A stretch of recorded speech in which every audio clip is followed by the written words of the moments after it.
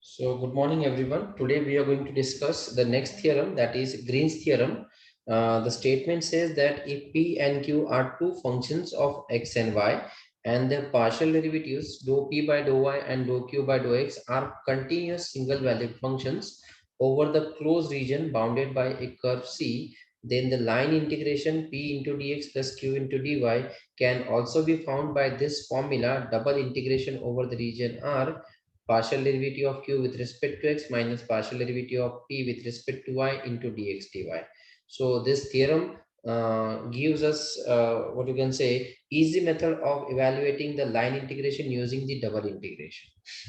So what this statement says कि if p and q are two functions of x and y और उनके जो partial derivatives है with respect to y and with respect to x for p and q should be continuous single valued function. Continuous भी होनी चाहिए और single valued functions होनी चाहिए over the closed region bounded by a curve capital C. So अगर ऐसा है then आप line integration can also be found by this double integration. This is what the theorem says, right? अब इस पे example देख लेते हैं क्योंकि स्टेटमेंट ही आपका जो है सिलेबस में इंक्लूडेड है, उसके अलावा और कुछ नहीं है.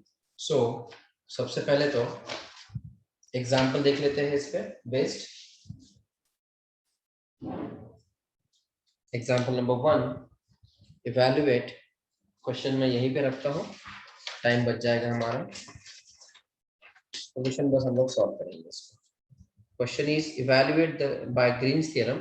अब कभी कभी क्या होता है कि क्वेश्चन जो है आपका वो सिर्फ इवेल्युएट नहीं आता है, वेरीफाई भी आता है. उसके भी क्वेश्चन हमको देखने हैं. पहले नॉर्मली हम लोग इवेल्युएट देख रहे हैं. इसमें आता है वेरिफिकेशन. वेरिफिकेशन में क्या होता है, आपको लेफ्ट हैंड साइड की वैल्यू भी फाइंड आउट करनी होती है, राइट हैंड साइड की भी करनी होती है, और दोनों इक्वल है ऐसा बताना पड़ता है. अगर दोनों इक्वल आते हैं तो आपका वेरिफिकेशन कंप्लीट होता है ग्रीन्स थ्योरम का. अगर दोनों इक्वल नहीं है तो कुछ ना कुछ गड़बड़ हुई है. ठीक है, पहले बेसिक देख लेते हैं कि कैसे हम लोग इवैल्यूएट कर सकते हैं ये लाइन इंटीग्रेशन को using double integration by Green's theorem. So evaluate by Green's theorem e raised to minus x sin y into dx plus e raised to minus x cos y into dy, where capital C is the rectangle whose vertices are 0 0 pi 0 pi by 2 and 0 to pi by 2. ये question देख लेते हैं. ठीक है, सबसे पहले तो कोई भी क्वेश्चन आने दो, वो उस टॉपिक को आपको समझना चाहिए और वो टॉपिक का स्टेटमेंट आपको याद होना चाहिए. सॉल्यूशन ग्रीन्स थ्योरम से बोला है तो पहले ग्रीन्स थ्योरम का स्टेटमेंट ही लिख लेंगे.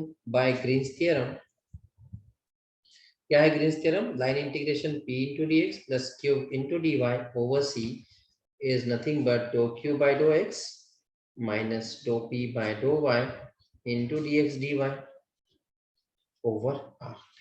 Call this equation number 1. ठीक है,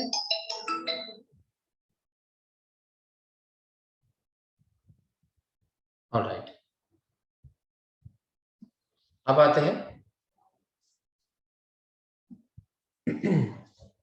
यहाँ पे. हमको ग्रीन्स थ्योरम से इवैल्यूएट करना है, इसका मतलब हमको यहाँ पे p और q पता होना चाहिए. If I compare this left hand side with this example, अगर आपको दिखेगा कि dx के साथ में जो पार्ट होता है दैट इज p, तो यहाँ पे dx क्या होगा आपका? Here p is e raised to minus x sin y, और q जो है dy के साथ में जो पार्ट होगा वो q होगा. तो यहाँ पे q है आपका e raised to minus x cos of y. ठीक है, अब उसके बाद आपको dou q by dou x चाहिए होगा और dou p by dou y चाहिए होगा. Differentiate p with respect to y partially. क्या हो जाएगा ये? विद रिस्पेक्ट टू y करेंगे e raised to minus x, तो साइन का डेरिवेटिव होगा cos y. With respect to x partial differentiate करेंगे dou q by dou x, तो ये बनेगा cos y तो कांस्टेंट है, विद रिस्पेक्ट टू x कर रहे हैं तो e raised to minus x का डेरिवेटिव होगा e raised to minus x into minus. यहाँ तक क्लियर हुआ? अब आप क्या करेंगे, ये दोनों वैल्यूज यहाँ पे पुट करेंगे. सिंप्लीफाई कर लेते हैं. सबसे पहले तो आपको अगर डबल इंटीग्रेशन में आप डील कर रहे हैं तो आपको ये रीजन को ड्रॉ करते आना चाहिए. क्वेश्चन आपके सामने रखना ही पड़ेगा. क्वेश्चन बता रहा है वो कि it is where C is the rectangle whose vertices are this. तो मैं पहले सबसे पहले तो यहाँ पे ड्रॉ कर लेता हूँ XY coordinate system. Sir Q में कॉस का डेरिवेटिव लिए तो क्यों? माइनस साइन आना चाहिए ना? नहीं, विथ रिस्पेक्ट टू एक्स कर रहे हैं ना बेटा, तो ये तो cos y तो कांस्टेंट आ जाएगा ना, सिर्फ हम लोग e raise to minus okay X करेंगे, और यहाँ पे विथ रिस्पेक्ट टू y कर रहे हैं तो e raise to minus X constant है, सिर्फ साइन का आएगा डेरिवेटिव। ठीक है, यस सर। अब है वर्टाइस, एक रेक्टेंगल है C whose vertices are 0 0 0 0 point तो यहाँ पे है, then pi to pi comma 0 यहाँ पे आएगा, दूसरा है pi to pi by two यहाँ पे आएगा, pi to pi by two, और 0 टू पाई बाय टू यहाँ पे आएगा, तो ये एक रेक्टेंगल बन रहा है, राइट? हाँ तो ये एक रेक्टेंगल है, आप कोई भी स्ट्रिप ले लेंगे, कभी भी आप डबल इंटीग्रेशन करेंगे, सॉल्व करेंगे, आपने फर्स्ट में देखा होगा कि आपको strip parallel to x axis या strip parallel to Y axis लेनी होती है। अगर मैं strip parallel to Y axis लेता हूँ, सॉरी ये, हाँ वाई एक्सिस है, तो वाई के जो लिमिट होंगे ना वो आप यहाँ से यहाँ तक वेरी करेंगे, इस कर्व से इस कर्व तक, और एक्स के लिमिट यहाँ से यहाँ तक होंगे। हालांकि ये कांस्टेंट है तो ज्यादा फर्क नहीं पड़ेगा, यहाँ पे x वेरीज फ्रॉम यहाँ इस पॉइंट से इस पॉइंट तक, यहाँ से 0 to pi and y varies from इस कर्व से इस कर्व तक, यहाँ पे y की वैल्यू होती है 0 और यहाँ पे है पाई बाय 2। आया समझ में? अब ये सारे वैल्यूज यहाँ पे पुट करने हैं, therefore double integration dough q by dough x, dough q हमारा मिला था हमको minus e raise to minus x cos y minus e raise to डो पी वाई डो वाई है minus e raise to minus x cos y into d x d y. अगर आप देखेंगे तो दोनों क्वांटिटी सेम है, माइनस साइन ऐड हो रहा है सिर्फ, this will be nothing but minus double integration minus two e raise to minus x cos y into d x d y, बराबर है क्या? अब आप लिमिट भी पुट कर दो, -2 को बाहर लिखेंगे, x की वैल्यू है x varies from 0 to pi, ये 2 नहीं है, and y varies from 0 to pi by 2, then e raise to minus x cos y into dx dy। Simplify कर लो इनको, this will be nothing but -2 as it is, actual में e raise to minus x और cos y, क्योंकि limit constant है तो आप separately करो या 1 बाय 1 करो या एक साथ दोनों करेंगे तो भी चलेगा। So e raise to minus x का इंटीग्रेशन होगा e raise to minus x divide by derivative of minus x is -1, उसके लिमिट होंगे विद रिस्पेक्ट टू x किया है उसको तो 0 टू पाई, और cos y का integration with respect to y करेंगे, that will be how much, sin y, बराबर ना? So this will be nothing but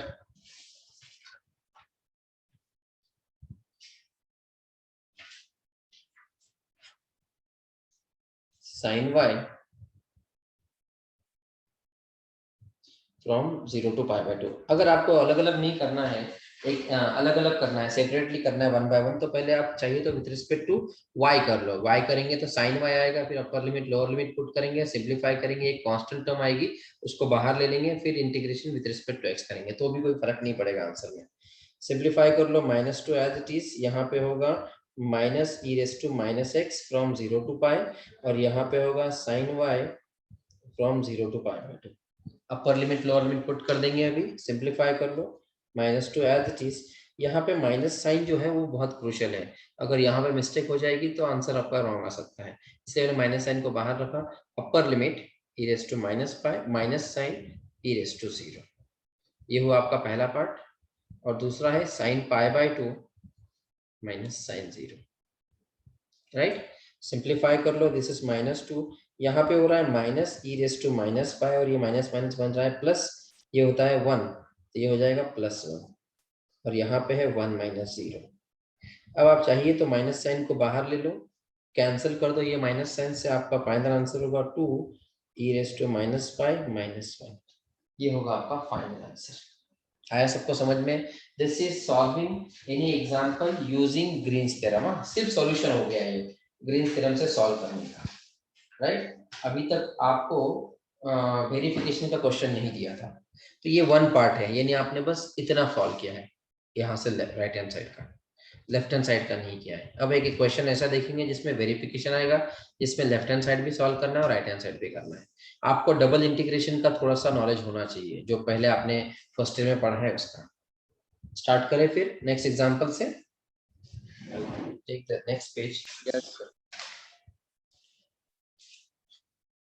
question में जो पहले किया है उसी को बता देता हूँ, थोड़ा टाइम बच जाएगा।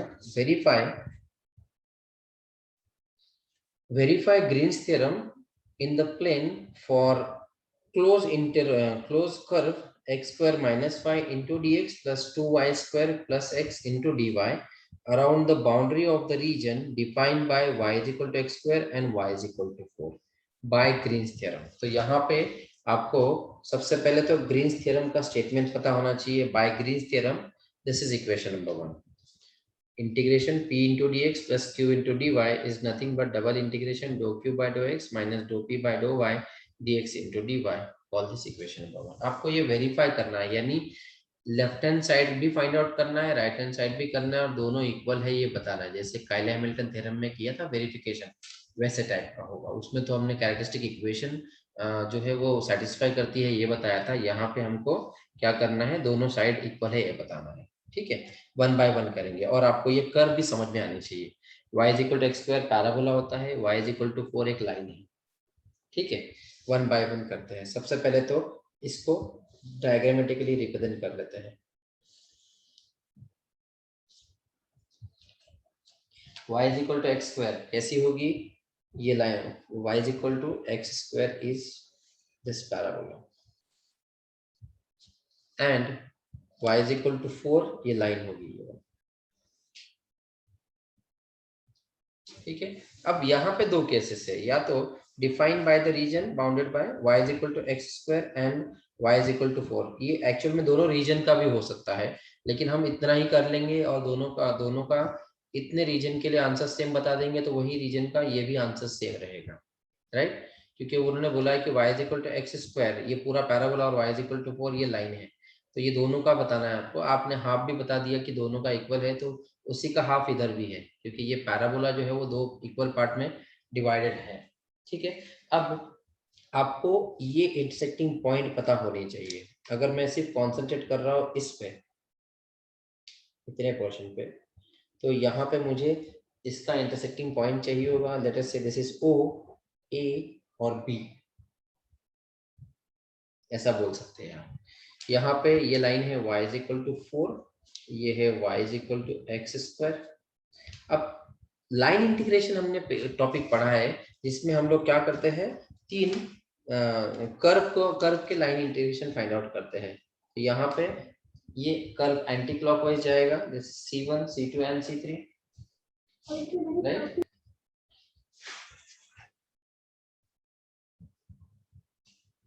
C1 C2 एंड C3, ये C1 है मेरा, देन नेक्स्ट होगा C2 और थर्ड होगा C3।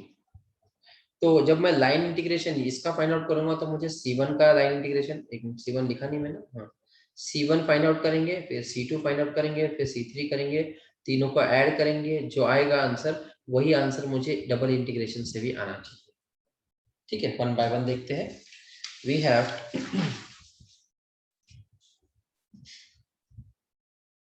बाय ग्रीन्स थ्योरम का स्टेटमेंट तो लिख दिया हमने। अब सबसे पहले अगर आप कंपेयर करेंगे आपके क्वेश्चन से, तो आपको दिखेगा p की वैल्यू है x square minus y and q is 2y square plus x. मैं क्वेश्चन आपके सामने रख देता हूँ ताकि आपको समझ में आए। p into d x, actual में हम लोग को left hand side equal to left hand side से इनको कंपेयर करना होता है। तो p इंटू डी एक्स के साथ में जो पार्ट होगा वो होगा आपका p, तो ये है आपका p, और q के साथ में जो पार्ट है वो है आपका dy के साथ में जो पार्ट है वो आपका q है, तो ये है आपका q। अब आपको क्या करना है, उनके partial derivative with respect to x and y find out करने हैं। सो वो मैं फाइंड आउट कर रहा हूँ यहाँ पे। Do p by do y हमको चाहिए होगा, do p by do y again with respect to y कर रहे हैं, तो इसका डेरिवेटिव होगा -1। Do q by do x find out करेंगे, दैट विल बी 1। ठीक है, अब इंटरसेक्टिंग पॉइंट भी तो चाहिए होंगे। टू फाइंड इंटरसेक्टिंग पॉइंट, दो कर्व का इंटरसेक्टिंग पॉइंट के लिए क्या करते हैं हम लोग, of y is equal to x square and y is equal to 4। एक कर्व की वैल्यू दूसरे वैल्यू में पुट करो और सिंप्लीफाई करो और फिर उसके वैल्यू से यहाँ पे दूसरे पॉइंट के वैल्यू फाइंड आउट करो, वन बाय वन करते हैं। y इज इक्वल टू 4 अगर मैं यहाँ पे पुट करता हूँ तो ये बनेगा put y is equal to 4 in y is equal to x square. This implies what? 4 is equal to x square. This implies what? X is plus minus 2. अब x की वैल्यू अगर मैं 2 पुट करता हूँ तो y की value तो 4 ही रहेगी, y कांस्टेंट है यहाँ पे। तो एक आएगा पॉइंट आपका 2,4, दूसरा आएगा -2,4। ये -2,4 यहाँ पे एक्चुअल में, लेकिन हम लोग उसको उस रीजन को देखने ही वाले नहीं है क्योंकि हम लोग इतने ही पार्ट का कर लेंगे और उसी पे हमारा आंसर आ जाएगा वेरिफिकेशन का। ठीक है, सिमिलरली ये हो गया आपका। देयरफॉर इंटरसेक्टिंग पॉइंट क्या क्या होंगे आपके? इंटरसेक्टिंग पॉइंट आर, पहला है 2, दूसरा है -2, लेकिन हमको सिर्फ इंटरेस्टेड एक ही पॉइंट पे, ये वाला, क्योंकि हम लोग सिर्फ फर्स्ट क्वाड्रेंट का ही फाइंड आउट करेंगे और उसी पे बेस्ड हम जो है डबल इंटीग्रेशन भी फाइंड आउट कर लेंगे। ठीक है, क्योंकि डबल इंटीग्रेशन में आपने देखा था कि दो रीजन है इक्वल डिवाइडेड, तो आप एक को ही करो और उसको 2 से मल्टीप्लाई करके भी आंसर मिलता था। ठीक है, अब आते हैं यहाँ पे, ये इंटरसेक्टिंग पॉइंट मिल गया आपको। अब हम पहले लाइन इंटीग्रेशन से करते हैं, ए इवैल्यूएशन बाय लाइन इंटीग्रेशन। सो सबसे पहले अलोंग C1 फाइंड आउट करेंगे, अलोंग C1। अब मुझे बताओ C1 पे लाइन इस कर्व का इक्वेशन क्या है? y is equal to x square. ये हमने लाइन इंटीग्रेशन के टॉपिक में पढ़ा था। इसको डिफरेंशिएट करो विद रिस्पेक्ट टू x, तो ये आएगा 2x। Therefore dy is 2x into dx। अब जब सारे वेरिएबल में x में कन्वर्ट करने वाला हूं तो मुझे x के लिमिट भी तो चाहिए होंगे। x वैरीज फ्रॉम, जो लोग लाइन इंटीग्रेशन के टॉपिक के नहीं थे वो यूट्यूब चैनल पे जाके लाइन इंटीग्रेशन का टॉपिक देख लेना है। x वैरीज फ्रॉम, यहाँ पे x का लिमिट है, x के पॉइंट है 0 0 और यहाँ पे 2 4। तो x कहाँ से कहाँ तक वेरी करेगा? यहाँ से 0 से लेके 2 तक। So 0 to 2 and therefore we have x varies from 0 to 2। तो आपका line integration over C1 of p into dx plus q into dy is equal to integration x is equal to 0 to 2 p into dx। अब p आपका है sorry p into dx है, तो आपका पहले question लिख लेंगे हम लोग। ये है x square minus y into dx। ये आपको समझने के लिए लिख रहा हूँ, वरना हम लोग डायरेक्टली x की जगह पे y की जगह पे x स्क्वायर पुट कर सकते थे। 2y square plus x into dy था, राइट। अब मैं क्या कर रहा हूँ, ये चाहिए तो लिमिट आप नेक्स्ट स्टेप में लिखो, यहाँ पे C1 ही रहने दो। नेक्स्ट स्टेप में क्या करेंगे, x varies from 0 to 2, x as it is, y जहां पे भी दिखेगा वहां पे क्या पुट करना है? x स्क्वायर करना है। तो ये आएगा x square into dx plus 2y square, y square की जगह पे x रेस टू 4 आ जाएगा, प्लस x dy की जगह पे आ जाएगा 2x dx। सिंप्लीफाई करो, ये तो 0 हो जाएगा, 0 to 2 यहाँ पे आएगा 2x raise to 5, 2x raise to 4 into 2x is 4x raise to 5 plus 2x square into dx। Integrate कर लो, बेसिक है ना इसलिए डायरेक्टली कर रहा हूँ। 4x raise to 6 by 6 plus 2x cube by 3 फ्रॉम 0 to 2 2 3। सो ये आ जाएगा 2/3 आप चाहिए तो 2/3 को कॉमन ले लो और फिर अपर लिमिट लोअर लिमिट पुट करो, 2⁻6 माइनस 2⁻3 आ जाएगा, दैट इज 64 माइनस 8 कितना हो जाएगा? 2/3, 64 माइनस 8 इज 56 इंटू 2 इज कितना हो जाएगा? 112। बराबर नहीं सर। 144/3 आता है आंसर, चेक कर लो बराबर है क्या? Yes sir. हाँ, ये हुआ आपका पहले लाइन इंटीग्रेशन से, यानी C1 के लिए। अब आते हैं C2 के लिए। चाहिए तो आपको इसको नंबरिंग देना है तो नंबरिंग दे सकते हैं, अदरवाइज रहने दो। नेक्स्ट है अलोंग C2। अब C2 का मैं बता देता हूँ आपको, ये है C2 का लाइन। इस लाइन का इक्वेशन क्या होना चाहिए, y is equal to 4, क्योंकि y कांस्टेंट है यहाँ पर। सो y is equal to 4, y अगर 4 है तो dy क्या होगा, 0। यानी जहां पे y दिखेगा वहां पे 4 पुट कर दो, जहां पे dy दिखेगा वहां पे 0 कर दो। सारे वेरिएबल्स x में रहेंगे। x का लिमिट कहां से कहां तक है, ये पॉइंट कोई गेस कर सकता है क्या? y तो 4 है यहाँ पे, ये पॉइंट कोई गेस कर सकता है x कितना होगा बॉयज? अरे y एक्सिस पे x की वैल्यू कितनी होती है, 0 होती है ना। सिंपल क्वेश्चन पूछ रहा हूँ, डिफिकल्ट नहीं पूछ रहा हूँ। तो 0,4 है, तो यहाँ पे x की वैल्यू 2 to 0 ये आएगी, क्योंकि ये एंटी क्लॉकवाइज जा रहा है, तो 2 to 0। So x varies from 2 to 0, and therefore we have क्या होगा,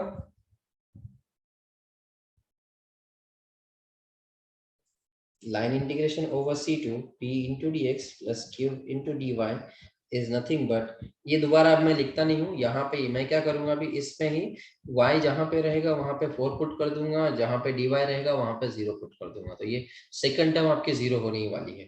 तो मैं डायरेक्टली लिख रहा हूँ x varies from 2 to 0, x square minus y की जगह पे 4 into d x plus 2y square, 2 into 4 square plus x into d y, लेकिन डी वाई तो 0 है, तो सेकेंड टर्म मेरी 0 होने वाली है। यहाँ पे होगा x cube by 3 minus 4x from 2 to 0, put the upper limit lower limit, this will B 0 minus 2 cube divide by 3, ये होगा पहला माइनस साइन, देन 4x है, माइनस 4 को बाहर रहने दो, अंदर आएगा, एक मिनट है, गलत तो नहीं है, नहीं, 0 माइनस 2 बराबर है, सिंप्लीफाई कर उसको, ये 4 है, तो ये आ जाएगा -8/3 माइनस 4 टू ज़ा 8 प्लस 8 बन जाएगा, तो कितना होगा, -8 plus 24, that is 16/3। 16/3 is your second answer, that is along C2। This is along C2 p into dx plus q into dy। Boys आ रहा है समझ में? अब आते हैं Yes, थर्ड के लिए। थर्ड में क्या है हमारा, along C3। ऐसा ही करना होता है एग्जाम्पल में। along C3 देख लो, अभी C3 तो ये कर्व है आपका, इस कर्व का लाइन का इक्वेशन बता सकता है कोई?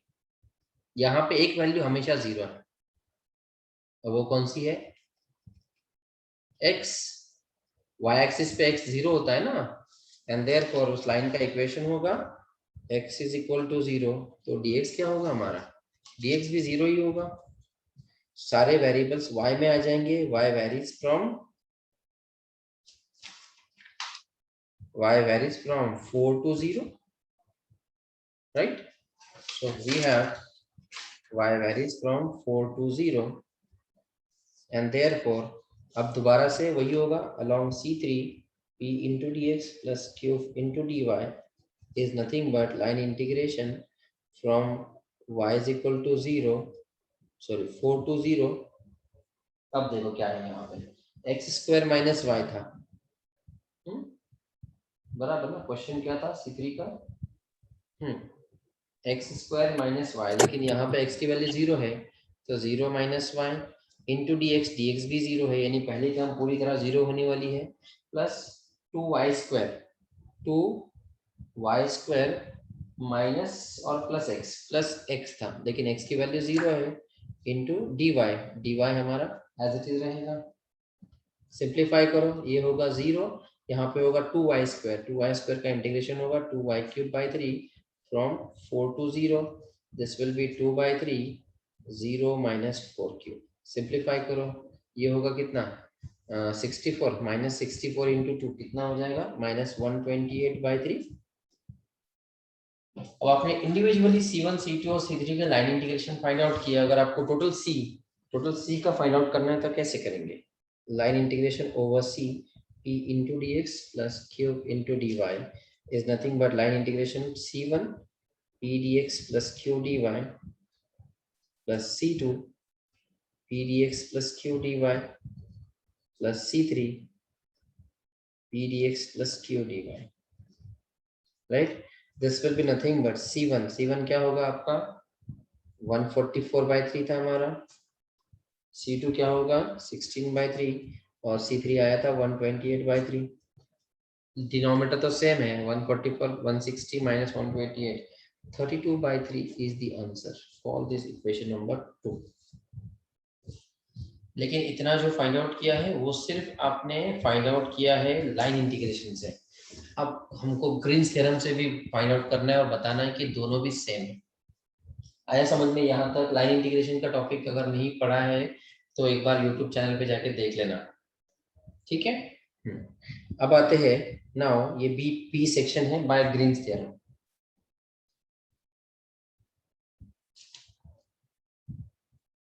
ग्रीन्स थ्योरम से करना है मतलब क्या करना होगा do q by dough x minus do p by do y into d x d y करना है. ये फाइंड आउट करना है. राइट, लेकिन उसके लिए आपको दोबारा से उस डायग्राम को देखना होगा और स्ट्रिप पैरेलल टू एक्स या वाई एक्सिस लेनी होगी. ये है आपका क्या है वो, हाँ ये वाला है.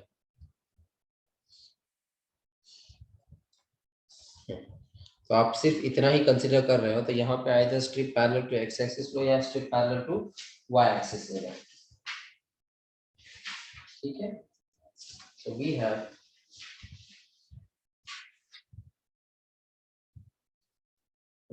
by Green's theorem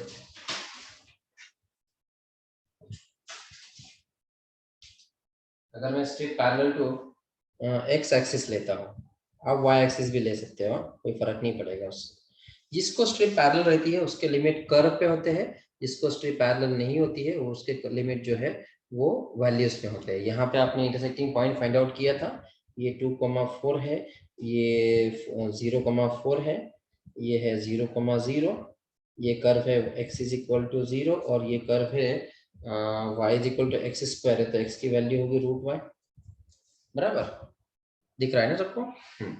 and therefore जब आप strip parallel to x axis लिए हो तो x के लिमिट होंगे, x varies from x is equal to 0 to √y and y will vary from, y के लिमिट होंगे यहाँ से यहाँ तक. यहाँ पे 0 है और यहाँ पे 4 है, तो 0 to 4. ये अगर आपको समझ में आ गया तो इंटीग्रेशन में डिफिकल्टी नहीं होगी.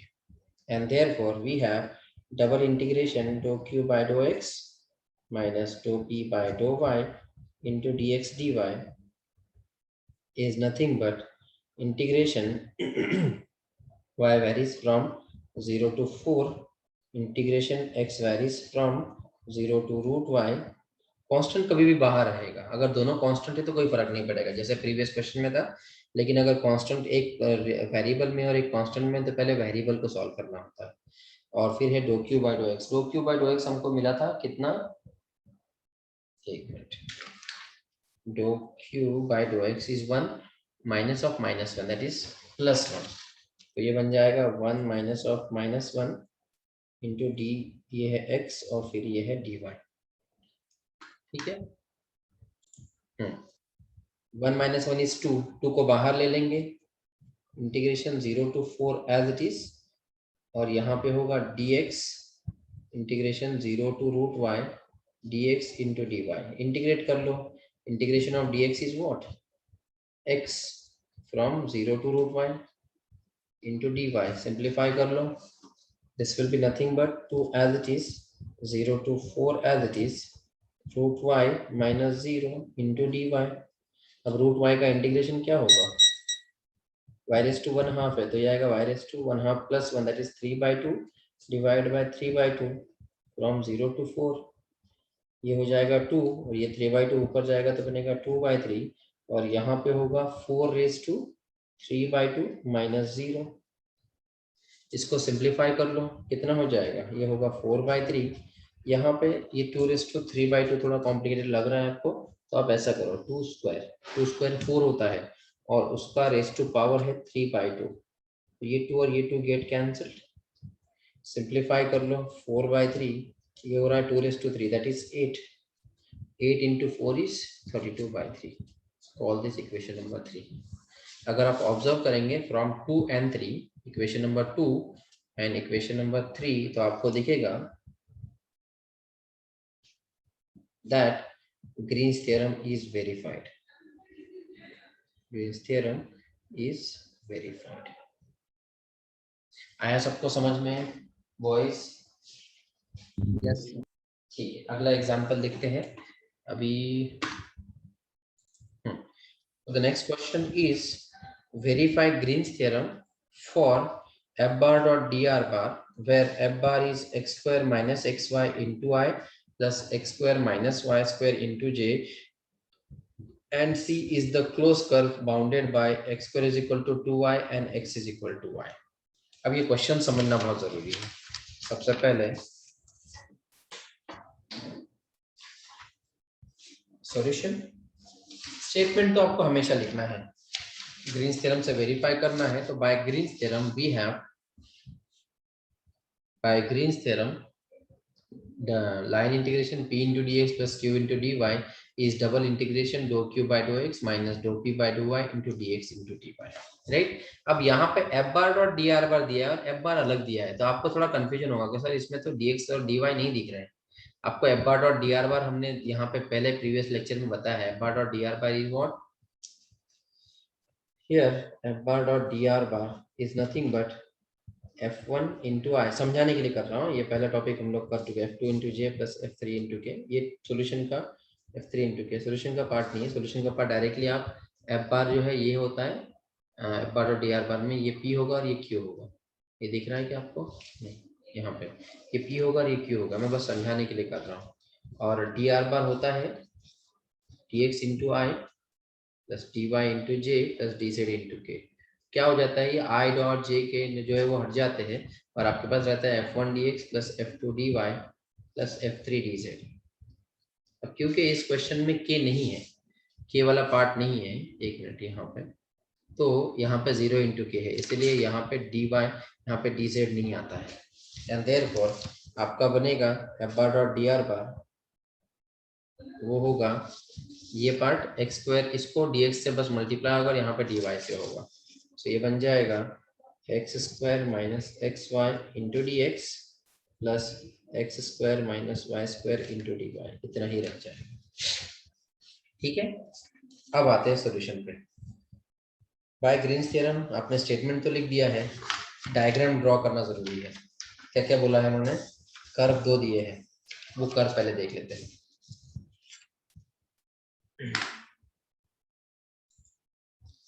पहला कर्व है, ये है मेरा XY कोऑर्डिनेट सिस्टम।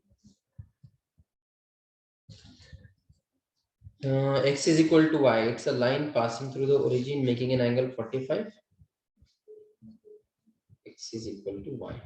और दूसरा है x square is equal to 2y, x square is equal to 2y एक पैराबोला है, it is somewhat like this,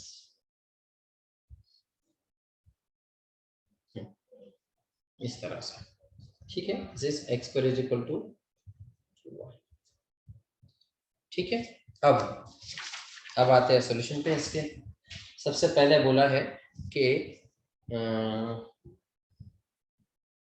dough Q, यहाँ पे p और q आपको समझ में आ गई? Here p is this x square minus xy and q is x square minus y square। तो क्या हो जाएगा, do q by do x find out करना है आपको, that will be how much, with respect to x करेंगे तो ये आ जाएगा 2x, और do p by do y अगर आप करेंगे विथ रिस्पेक्ट टू y करेंगे तो यहाँ पे आएगा -x। आ रहा है समझ में? अब एक्चुअल में हमको लाइन इंटीग्रेशन से फाइंड आउट करना है, तो अगर आप ऑब्जर्व करेंगे तो रीजन जो बाउंड किया है इन दोनों में, तो ये इतना है, ये दिख रहा है क्या आपको? हाँ, मैं थोड़ा सा इसको डार्क कर लेता हूँ, ये रीजन है हमारा। अब इस पे आपको एंटी क्लॉकवाइज जाना है, पहला है C1 और दूसरा है C2। C1 C2 का लाइन इंटीग्रेशन फाइंड आउट करना है, दोनों को ऐड करना है, और वही लाइन इंटीग्रेशन आपको वही डबल इंटीग्रेशन से भी करना होगा, और दोनों का आंसर सेम बताना है। ठीक है, इसको मैं बोल देता हूँ O, आपको ये पॉइंट चाहिए होगा, ये intersecting point O, this is A, ये A और ये B है, और ये होना चाहिए D।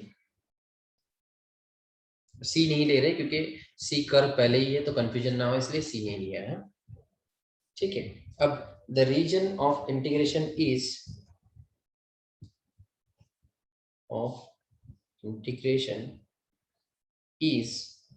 क्या होगा, ओ ए या फिर ओ बी ए, ओ बी ए, यहाँ पे ओ बी ए, ये पूरा रीजन आपका जो है इंटीग्रेशन का करना है, लेकिन आपको दो पार्ट में करना होगा। आप चाहिए तो O B A D O ऐसा भी लिख सकते हैं। अब वन बाय वन करेंगे। सबसे पहले तो अलोंग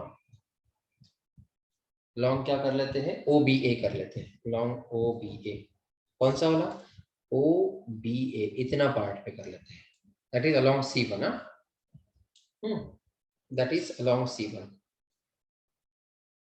अब मुझे बताओ इस रीजन पे इक्वेशन क्या है इस कर्व का। या तो आप बोलेंगे x square is equal to 2y, या फिर अगर y में चाहिए तो ये आएगा y is equal to x square by 2। So y is equal to x square by 2। आप उल्टा भी कर सकते हैं, लेकिन उल्टे में थोड़ा कॉम्प्लिकेशन ये है, x की वैल्यू √2y आ जाएगी, फिर आपको उसका लिमिट फाइंड आउट करने होंगे, थोड़ा सा डिफरेंस इंटीग्रेशन के लिए थोड़ा डिफिकल्टी हो सकती है, तो बेटर है कि ये ले लो। अब इसको डिफरेंशिएट करो with respect to x, so dy by dx is equal to 2x upon 2, बराबर ना, derivative of 2x with respect to x, 2 to get cancel, so dy क्या मिलेगा आपको बॉयज, dy मिलेगा आपको x इंटू डी एक्स। ठीक है, अब सारे वेरिएबल जब आपके y में कन्वर्ट हो रहे हैं तो आपको लिमिट भी तो चाहिए होंगे। इंटरसेक्टिंग पॉइंट नहीं फाइंड आउट किया हमने अब तक। Intersecting point of curve x square is equal to 2y and x is equal to y, इसकी वैल्यू इसमें पुट कर देंगे। सो ये आएगा put x is equal to y in x square is equal to 2y। ये बन रहा है x square is equal to 2, y की जगह पे मैं x पुट कर देता हूँ, ये बनेगा x square minus 2x is equal to 0। This implies that x into x minus 2 equal to 0। x को कॉमन ले लिए तो आपको क्या मिल रहा है, दो वैल्यू मिल रहा है x के, x इज इक्वल टू 0 और x is equal to 2, right, and therefore x is equal to 0 and x is equal to 2 है। अगर x की वैल्यू 0 है और x इक्वल टू y भी है हमारे पास, तो क्या होगा, पहला पेयर मिलेगा आपको 0,0 और दूसरा होगा x की वैल्यू 2 है तो y की वैल्यू भी 2 होगी, तो 2 2। तो दो पॉइंट जहां पे ये कर्व इंटरसेक्ट कर रहा है वो